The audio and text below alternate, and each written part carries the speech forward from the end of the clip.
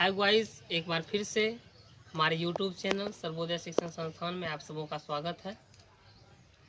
कल तक मैंने पार्ट 4 के वीडियो में लॉज ऑफ रिफ्लेक्शन से रिलेटेड डिफिनेशन पढ़े थे, जिसमें आपतन कौन था, परावर्तन कौन था, आपतित किरण था, परावर्तित किरण था, आपतन बिंदु था और अभिलंब था। तो आज के वीडियो में हम लोग पढ़ेंगे ऑप्टिकल इमेज के बारे में। ऑप्टिकल इमेज जो होता है वो दो प्रकार का होता है, एक रियल इमेज और एक वर्चुअल इमेज। तो बहुत ही आसानी से उसको समझ जाएंगे, बस थोड़ा सा कॉन्सेप्ट लगाना है आपको डाइवर्जिंग बीम और कन्वर्जिंग बीम में। अब सारी किरण पुंज और अभिसारी किरण पुंज में। तो स्टार्ट करते हैं। आज पहला पॉइंट आपका है आज का प्रकाशीय प्रतिबिंब।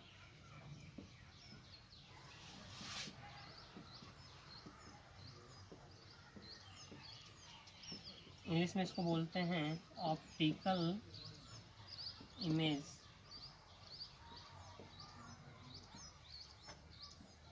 देखिए ऑप्टिकल इमेज क्या होता है।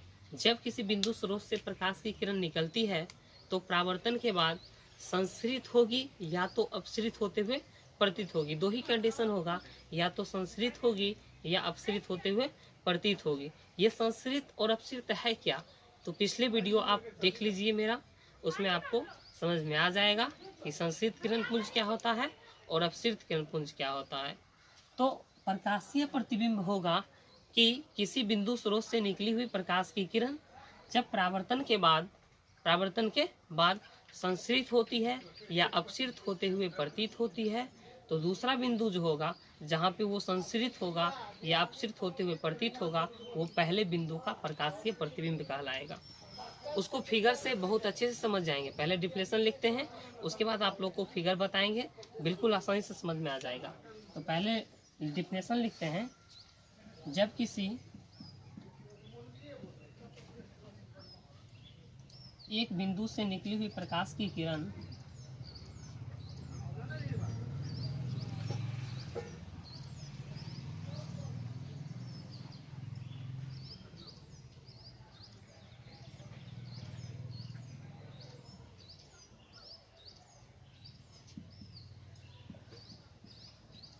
परावर्तन के बाद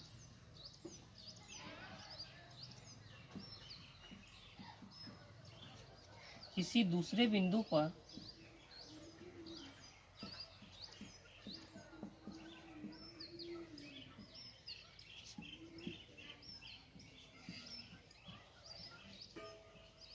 संश्रित होती है या अपसरित होते हुए प्रतीत होती है,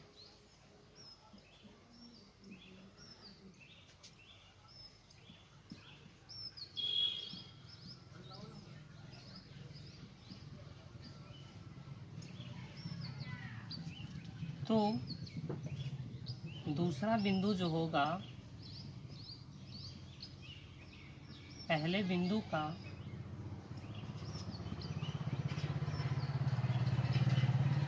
प्रकाशीय प्रतिबिंब कहलाता है।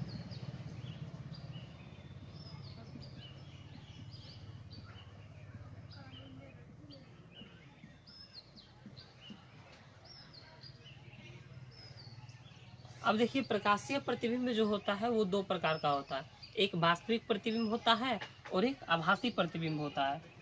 तो यहाँ से लिख लेंगे आप लोग कि प्रकाशीय प्रतिबिंब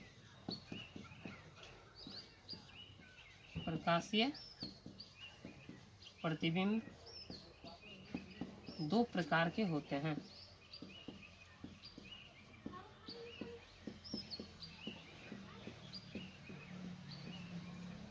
पहला होता है आपका वास्तविक प्रतिबिंब,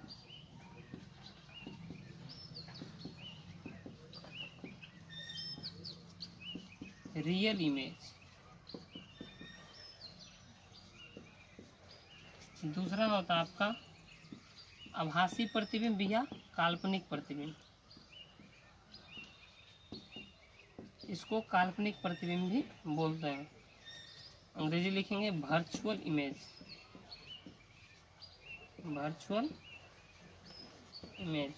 देखिए बहुत सारे स्टूडेंट्स जो होते हैं वो वास्तविक प्रतिबिंब और आभासी प्रतिबिंब में बहुत ज़्यादा कन्फ्यूजन होती है, बहुत ज़्यादा कन्फ्यूजन होती है। तो उस कन्फ्यूजन को आज बिल्कुल दूर करेंगे, और वो भी एक फिगर के माध्यम से।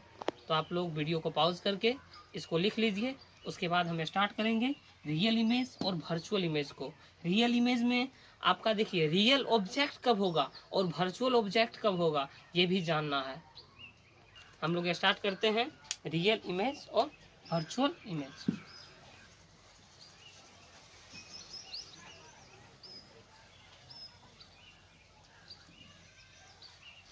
पहला है आपका वास्तविक प्रतिबिंब।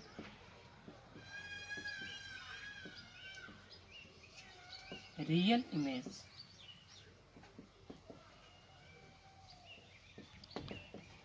अब देखिए आप लोग प्रकाशीय प्रतिबिंब में जो डिफिनेशन हम लिखाए थे बस उसी से एक चीज को कट कर देंगे तो आपका रियल इमेज का डिफिनेशन हो जाएगा।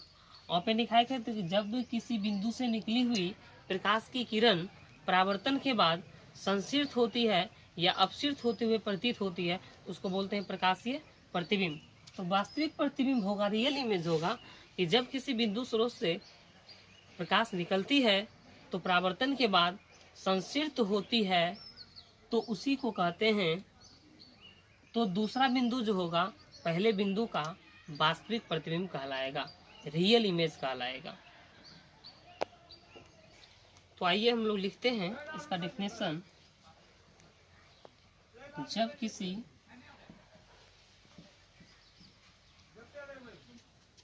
एक बिंदु से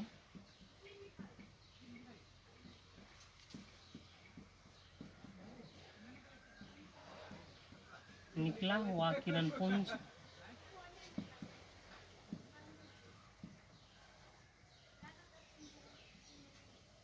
परावर्तन के बाद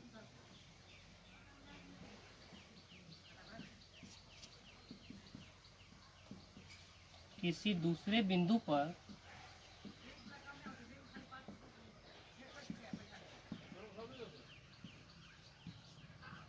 संसिर्त होती है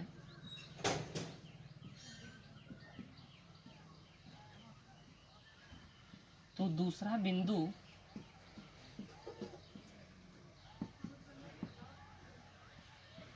पहले बिंदु का वास्तविक प्रतिबिंब कहलाता है।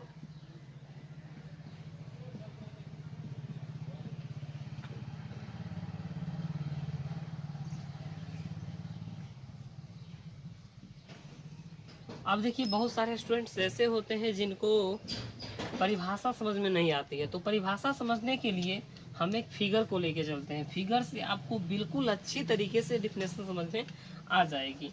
तो फिगर एक लेते हैं, आप लोग अच्छे से देखिएगा इस फिगर को। ये कोई जो है परावर्तक सतह ले लिए हैं, ठीक है, और ये इसका ले लिए हैं प्रिंसिपल एक्सिस, प्रिंसिपल एक्सिस। अब यहाँ से देखिए, यहाँ पहला बिंदु ए मान लेते हैं, पहला बिंदु ए मान लेते हैं। मैंने डिफिनेशन में लिखा कि जब किसी एक बिंदु से निकला हुआ किरणपुंज, यानी पहला बिंदु ये लिए हैं, यानी इस बिंदु से निकला हुआ किरणपुंज। किरणपुंज कैसे निकलता है? किरणपुंज किरणों के समूह को किरणपुंज कहते हैं। तो दो एक से अधिक होगा तभी ना होगा किरणपुंज। तो यहाँ से किरणपुंज निकला और बोल रहा है कि परावर्तन के बाद किसी दूसरे बिंदु पर संश्रित होती है। संश्रित होना मीन्स किसी दूसरे बिंदु पर जाकर मिलना, मीन्स मिलती है। तो परावर्तक सतह ये है, तो यहीं से इसका क्या हो जाएगा? परावर्तन हो जाएगा। और परावर्तन होगा तो ये किसी दूसरे बिंदु मान लेते हैं बी पर जाकर मिलती है। बी पर जाकर क्या हो रही है? मिल रही है। तो दूसरा बिंदु जो होता है, ये दूसरा बिंदु बी माने हैं, तो दूसरा बिंदु पहले बिंदु का वास्तविक प्रतिबिंब कहलाता है। तो दूसरा बिंदु जो होगा पहले बिंदु का वास्तविक प्रतिबिंब कहलाएगा। दैट मीन्स ये आपका हो जाएगा रियल इमेज। समझ में आई? और ये आपका क्या होगा? ये क्या है? ऑब्जेक्ट है। ये हो जाएगा आपका रियल ऑब्जेक्ट। उम्मीद करते हैं समझ में आ गई होगी। अब नेक्स्ट है आपका आभासी प्रतिबिंब यानी वर्चुअल इमेज। तो इसको आप वीडियो को पॉज करके लिख लें। स्टार्ट करते हैं आपका आभासी प्रतिबिंब वर्चुअल इमेज। अब देखिए दूसरा आप लोग का है काल्पनिक या आभासी प्रतिबिंब।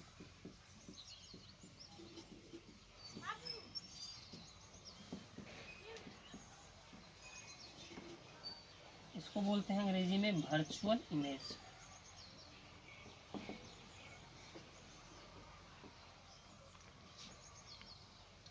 अब देखिए इसका भी डिफिनेशन बिल्कुल ही आसान है, सिर्फ आप लोग ध्यान देंगे। जब किसी बिंदु से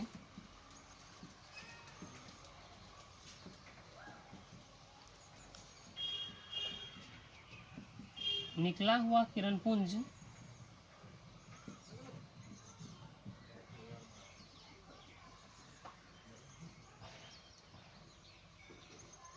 परावर्तन के बाद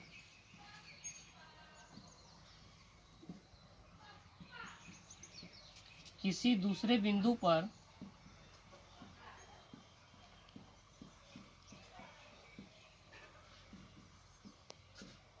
अपसृत होते हुए प्रतीत होती है,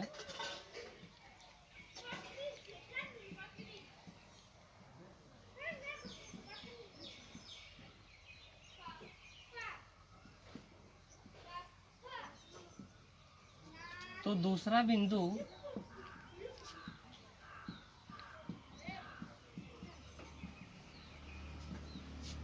पहले बिंदु का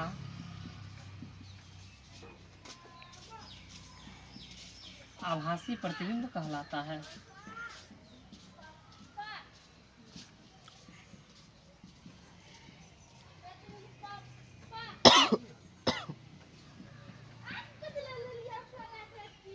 अब देखिए आभासी प्रतिबिंब को हम एक फिगर से बहुत ही आसानी से समझ सकते हैं। आभासी प्रतिबिंब के लिए एक फिगर बनाते हैं। ये कोई परावर्तक सतह ले लिए, ये है उसका प्रिंसिपल एक्सिस। अब डिफिनेशन को बहुत अच्छे से बारीकी से पढ़िए। जब किसी बिंदु से निकला हुआ किरणपुंज, मान लेते हैं कि यहाँ से किरणपुंज निकला, फिर यहाँ से किरणपुंज निकला, अब ये है इसका परावर्तक सतह। परावर्तक सतह है तो परावर्तन होगा यहाँ, तो यहाँ से ऐसे इस टाइप से परावर्तन हुआ। ये किरण यहाँ चल गई और ये किरण ऐसे चली गई। तो ये देखिए आपका यहाँ से डॉटेड लाइन लाइए तो कहीं ना कहीं लग रहा है कि इस पॉइंट पे जो है ये मिल रहा है, ये पॉइंट ए मान लेते हैं। और इसको लेके जाइए तो कहीं ना कहीं लग रहा है ये इस पॉइंट पे मिल रहा है। इस पॉइंट को मान लेते हैं बी। तो दूसरा बिंदु जो होगा वो पहले बिंदु का क्या कहलाएगा? वर्चुअल इमेज, आभासी प्रतिबिंब। तो पॉइंट बी जो आपका हो जाएगा ये हो जाएगा आपका वर्चुअल इमेज। डिफिनेशन में बस इतना चीज ध्यान में रखना है, अपसृत होते हुए प्रतीत होती है, यानी प्रतीत हो रहा मुझे, एक्चुअली वहां हो नहीं रहा है, ऐसा मुझे लग रहा है कि वहां पे जाके मिलेगा, इसलिए मैंने डॉटेड लाइन से दिखाया है। तो वही हो जाएगा आभासी। आभासी मीन्स क्या? आभास होता है, वास्तव में ऐसा होता नहीं है, लेकिन हमको आभास होता है कि यहाँ पे जाके वो क्या होगा, मिलेगा। किरण तो यहाँ सीधे यहाँ चले गई, लेकिन आभास हो रहा है कि यहाँ जाके लगभग में यहाँ जाके मिल जाएगा। तो ये हो जाएगा आपका वर्चुअल इमेज और ये हो जाएगा आपका वर्चुअल ऑब्जेक्ट। क्या हो जाएगा? Virtual object. उम्मीद करते हैं कि रियल इमेज और वर्चुअल इमेज को आप लोग बहुत ही आसानी से समझ गए होंगे। अब नेक्स्ट आपका पॉइंट है वर्चुअल इमेज और रियल इमेज में डिफरेंट क्या है, दोनों के बीच अंतर क्या है। तो नेक्स्ट पॉइंट में हम लोग पढ़ने वाले हैं difference between real image and virtual image. अब देखिए नेक्स्ट टॉपिक आप लोगों का है वास्तविक प्रतिबिंब तथा काल्पनिक प्रतिबिंब में अंतर, and difference between real image and virtual image. तो आप लोग दो खटाल बना लेंगे। एक तरफ लिखेंगे रियल इमेज और दूसरे तरफ लिखेंगे वर्चुअल इमेज। रियल इमेज वास्तविक प्रतिबिंब और वर्चुअल इमेज आभासी प्रतिबिंब। सबसे पहला डिफरेंस इसके डिफिनेशन में भी है, अभी आप लोग को तुरंत डिफिनेशन बताए हैं, तो पहला पॉइंट आप लोग उसका डिफिनेशन लिख लेंगे। अभी तुरंत आप लोग को लिखा है, तो पहला तो डिफरेंस यही हो गया कि उसका डिफिनेशन लिखना है। और रियल इमेज का दूसरा डिफरेंस जो होता है, तो वो देखिए, वास्तविक प्रतिबिंब जो होता है वो हमेशा उल्टा बनता है। क्या होता है? हमेशा उल्टा बनता है। और वर्चुअल इमेज आभासी प्रतिबिंब जो होता है वो हमेशा सीधा होता है। तो इसका डिफरेंस हो गया कि वास्तविक प्रतिबिंब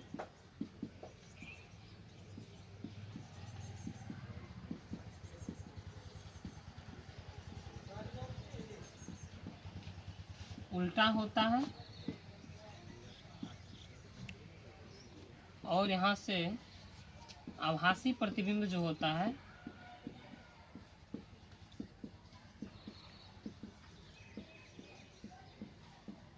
वो हमेशा सीधा होता है। अब वास्तविक प्रतिबिंब के फिगर में हम देखे थे कि वास्तविक किरणों के वास्तविक रूप को जब काटते थे तो जहाँ पे वो कट जाता था वहीं पे मेरा रियल इमेज बन जाता था। यानी किरणों के वास्तविक रूप को काटने पर वास्तविक प्रतिबिंब बनता है। और आभासी प्रतिबिंब कैसे बनेगा कि किरणों को आगे बढ़ाने पे वो जहाँ मिला था डॉटेड लाइन पे, उसी वहीं पे क्या बना था? आभासी प्रतिबिंब। तो यहाँ से डिफरेंस हो गया कि किरणों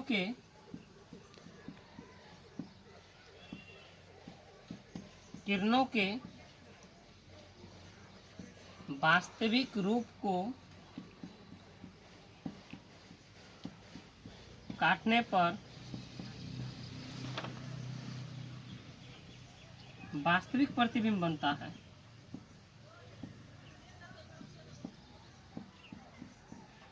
और आभासी प्रतिबिंब कैसे बनता है? किरणों को आगे बढ़ाने पर, फिगर में हम लोग क्या किए थे? डॉटेड लाइन से उसको आगे बढ़ाए थे। किरणों को आगे बढ़ाने पर वे जहां मिलते हैं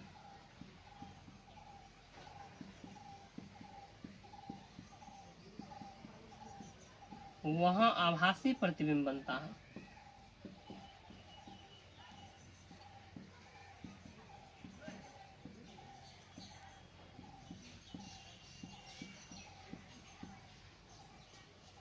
अब नेक्स्ट पॉइंट क्या होगा कि वास्तविक प्रतिबिंब को हम लोग पर्दे पर उतार सकते हैं और आभासी प्रतिबिंब को पर्दे पर नहीं उतार सकते हैं। तो यहाँ से लिखेंगे वास्तविक प्रतिबिंब को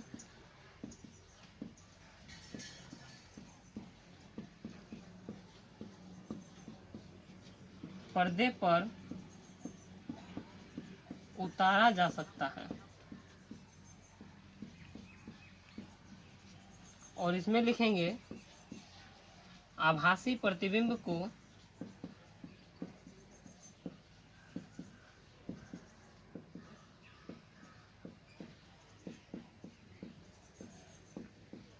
पर्दे पर नहीं उतारा जा सकता है।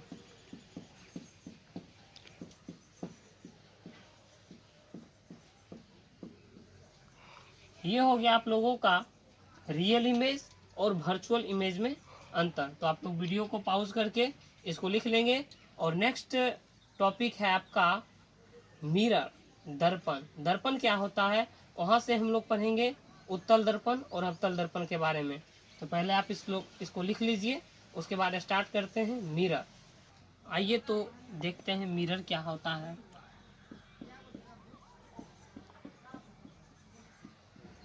गोलीय दर्पण, इंग्लिश में लिखेंगे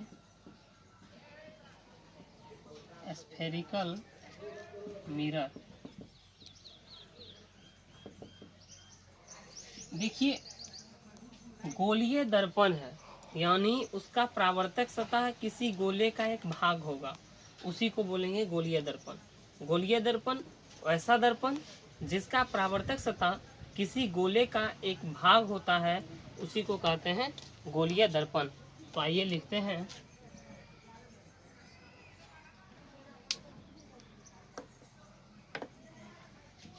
ऐसा दर्पण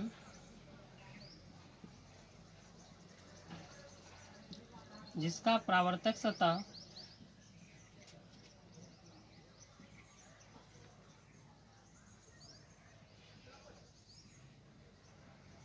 किसी गोले का एक भाग हो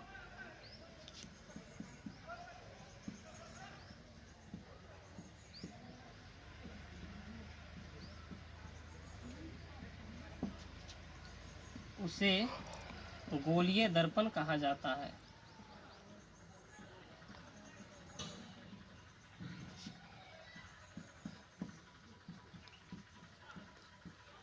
अब देखिए, गोलीय दर्पण जो होता है वो दो प्रकार का होता है, एक अवतल दर्पण कॉनकेव मिरर और दूसरा उत्तल दर्पण कॉन्वेक्स मिरर। तो यहाँ से लिखेंगे कि गोलीय दर्पण दो प्रकार के होते हैं। गोलीय दर्पण दो प्रकार के होते हैं। पहला है आपका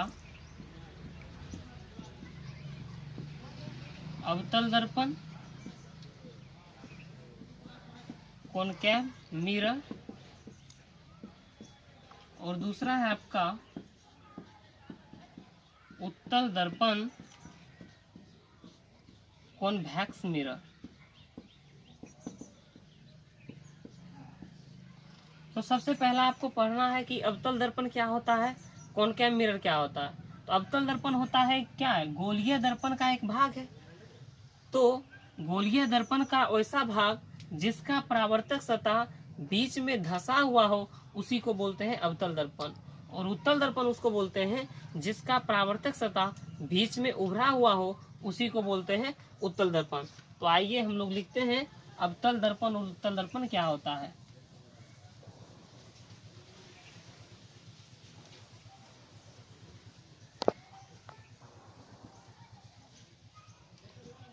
पहला है आपका अवतल दर्पण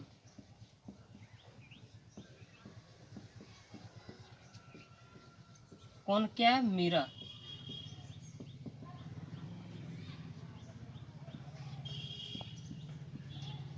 ये गोलीय दर्पण का ही प्रकार है।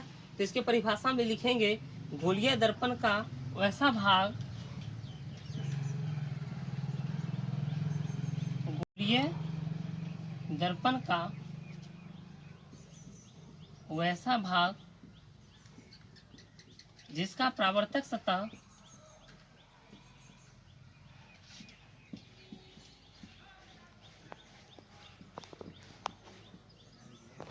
बीच में धंसा हुआ हो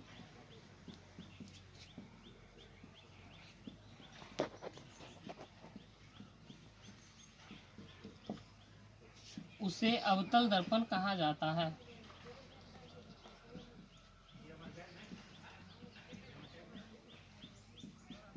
इसका हम लोग फिगर देखेंगे तो बिल्कुल आसानी से समझ में आ जाएगी। फिगर देखिए इसका कैसे होता है। कहता है कि परावर्तक सतह जो होगा वो बीच में धंसा हुआ होगा। तो यहाँ से देख लीजिए, इसके इस पार्ट को क्लाई कर देते हैं। देखिए परावर्तक सतह बीच में क्या है, धंसा हुआ है। तो ये फिगर किसका हो गया, कॉनकेव मिरर का। अब बस इसका उल्टा हो जाएगा, अपोजिट, कि परावर्तक सतह बीच में उभरा हुआ होगा तो उसी को बोलेंगे कॉन्वेक्स मिरर, उत्तल दर्पण। तो ये फिगर हो गया आपका कॉनकेव मिरर, अवतल दर्पण का। अब हम लोग लिखते हैं उत्तल दर्पण।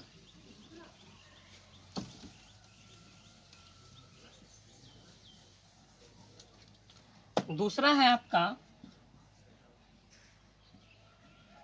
उत्तल दर्पण कॉन्वेक्स मिरर।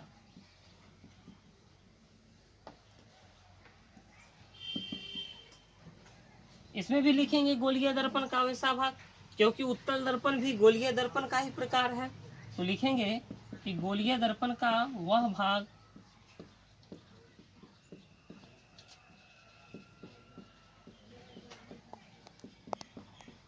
जिसका परावर्तक सतह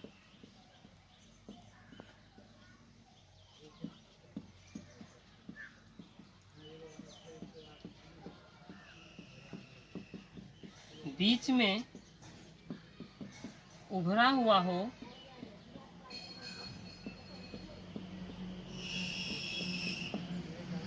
उसे उत्तल दर्पण कहा जाता है, कॉन्वेक्स मिरर कहा जाता है।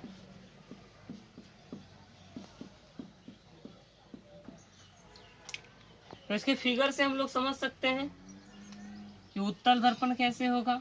तो जस्ट इसका अपोजिट इस टाइप से, और इसका कौन सा भाग कलई क्या हुआ रहेगा, ये भाग।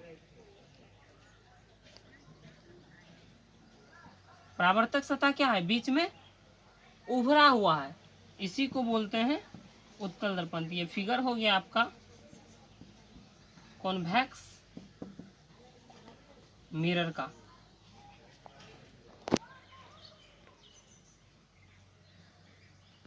तो आज के वीडियो में हम लोगों ने पढ़ा ऑप्टिकल इमेज के बारे में, और रियल इमेज और वर्चुअल इमेज के बारे में, और स्फेरिकल मिरर के बारे में, जिसमें आपका दो टाइप है, कॉन्वेक्स और कॉनकैव।